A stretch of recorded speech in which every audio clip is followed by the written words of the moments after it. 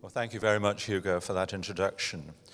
I think over the last couple of days, we've had a rich offering of new thinking about data analytics and smart cities. My task in talking about lessons for the future is not, and I'm sure you'll be pleased about this, to summarize all the excellent, wide-ranging presentations we've had the privilege of listening to. And they really have been first-rate presentations, very stimulating and thought-provoking. So what I'm going to do instead is to make a number of observations which I hope may be of some help in planning the way ahead. But let me first begin by making some remarks about regional science. Regional science is probably the field that binds many of us together. That's certainly my impression talking to people. So what was it that first attracted me to regional science? And this goes back really over quite a long period of time, nearly 50 years in fact. I was a geographer by origin, then a planner, but I'm somebody who's worked both inside and outside academia. And I've always found that early experience of working outside the academic world to be very useful in terms of what's happened subsequently, particularly in the relationship between academics and the outside world, between the academics and experts working as public servants, experts working in consultancies, and just ordinary people. How do we come across as academics? Because we do have a tendency to love talking to each other and to perhaps neglect the skill of talking to some of the audiences and some of the people from whom we can learn quite a lot. We tend to be know-it-alls, and that's not good for us.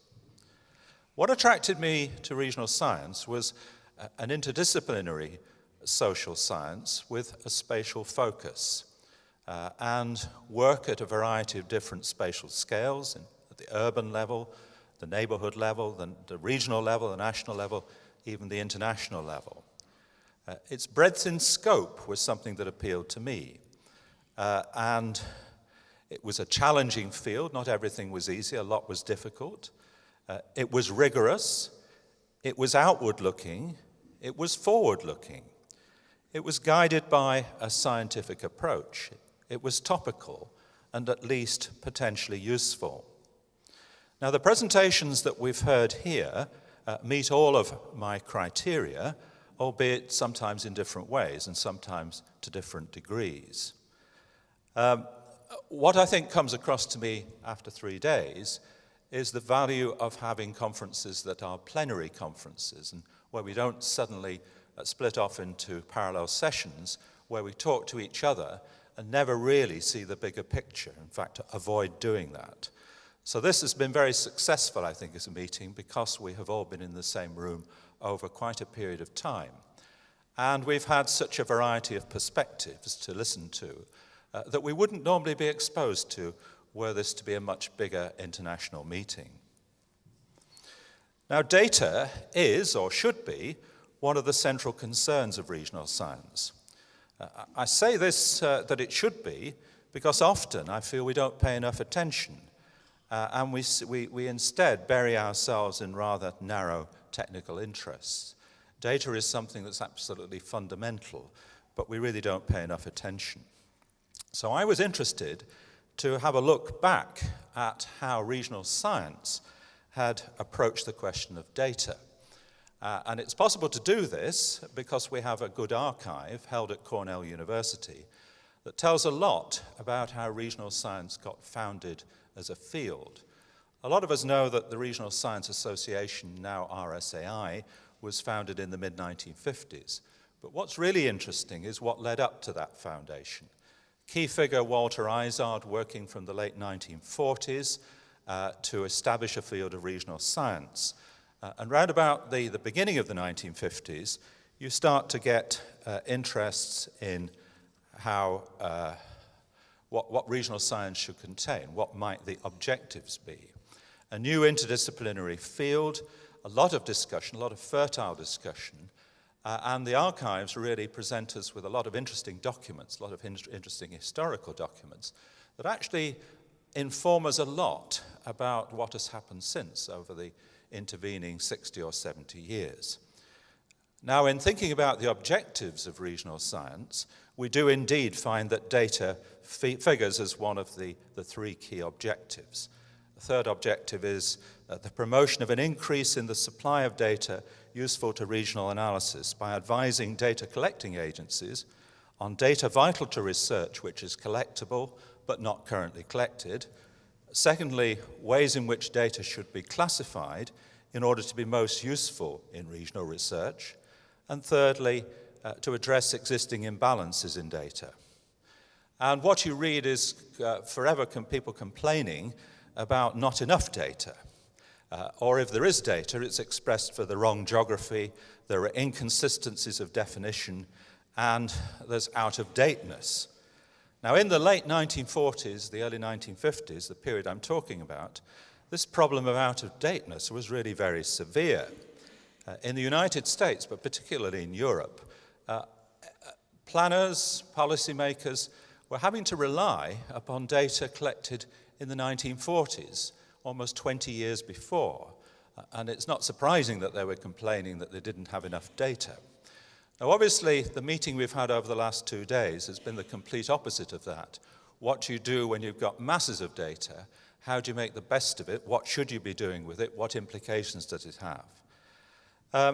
One of the things they produced in the late 1940s, early 1950s, was an interesting demonstration paper of what you might do by way of systematic analysis using the population census, almost a kind of a prospectus for what regional science might have to offer. That does bear rereading 60 or 70 years later. Now, as things transpired, despite this as one of three objectives of regional science, data has never received the same attention amongst regional scientists as either theory or method. Regional science began initially as an extension of economics, but a lot of the effort in the late 1950s was to gather around related social sciences, particularly geography, planning, transportation science, etc., political science as well. And it spread to the rest of the world, particularly in the 1960s. But you never get the concern for data that perhaps it deserved. Now, I suspect that we missed an opportunity many years ago for GIS to be a much more central topic to regional science than it has become. I'm not denying that it's important within regional science, but perhaps not to the extent that it should be. I think with smart cities, there's a golden opportunity to reinvigorate regional science with questions about data. And a real strength of this kickoff meeting has been to hear the different perspectives, the theoretical, the empirical, the technical, the ethical, and perhaps of greatest interest to me, governance issues.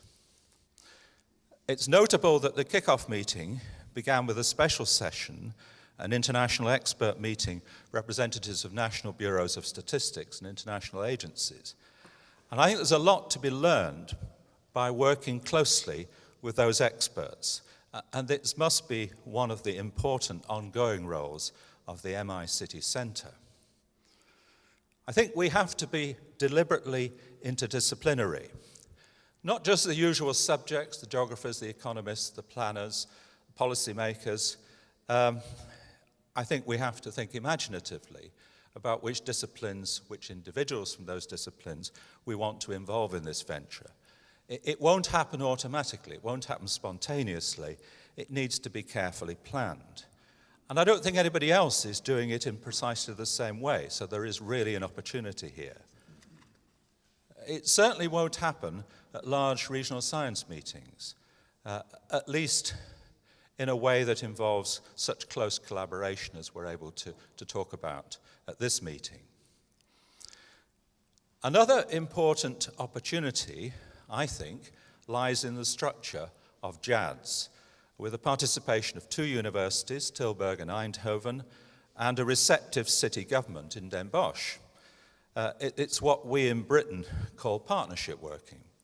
It requires us to be, as academics, to learn how to work with a range of other stakeholders, not always taking the lead, sometimes being led by them, it has to be a two-way communication. It has to be a proper collaboration. Partnership working is never easy. I know this to my own cost. I've been, throughout my career, having to be involved in various types of partnerships. So you have to work at it. 30 years ago, quite a few people in Britain who were interested in data were brought into something called a Regional Research Laboratories Initiative. It was a national initiative with sites at different universities across the country, including one site that I was involved in the northwest of England for Liverpool and Manchester. And perhaps the first year or so was taken up with political differences between the two universities, infighting, outfighting, not a lot of progress made on what we were supposed to be doing. That experience was valuable to me, perhaps in terms of what to avoid rather than what to do. But more recently, certainly over the last 5, 6, 7 years, I've had a much better experience, a much more pleasurable and successful experience, where we have organized ourselves into doctoral training partnerships to deliver PhD training in the social sciences. And in my case, I ended up as director of a Northwest doctoral training centre involving 3 universities, Liverpool, Manchester and Lancaster. And the trick there was to get people almost to forget which university they came from and to focus a discussion on the individual social science disciplines, interdisciplinary areas, to build PhDs around that, not only to have PhDs in the individual universities, but to have students moving between the 3 sites. It wasn't easy, we did make mistakes, but I think most people would conclude at the end of that exercise they'd actually gained something by the collaboration that was involved. And I can see the same happening here with JADS and with the new centre that we're here to launch. It requires a certain attitude of mind, an open mind perhaps, and one that actually values participation and collaboration. So we've learned a lot from the experience of partnership working. I could go on to give examples outside the university, and certainly chairing a partnership involves a lot of pretty careful analysis of where particular people and organizations might fit in, what they might bring to the partnership, and also why they might want to get involved in terms of getting something out of it. That type of understanding, which is quite practical, is experience that I think can be passed on. Getting universities to work together, getting any types of organizations to work together requires a diplomatic approach that must not be underestimated. So, in drawing my remarks to a close, let me pay tribute to the efforts of Karima and Peter in setting the centre up, to the 2 universities and the city for having the confidence and the foresight to promote the opportunity, or provide the opportunity within the JADS, and to commend all of the participants for what you must surely agree has been a most successful launch event. Thank you very much indeed.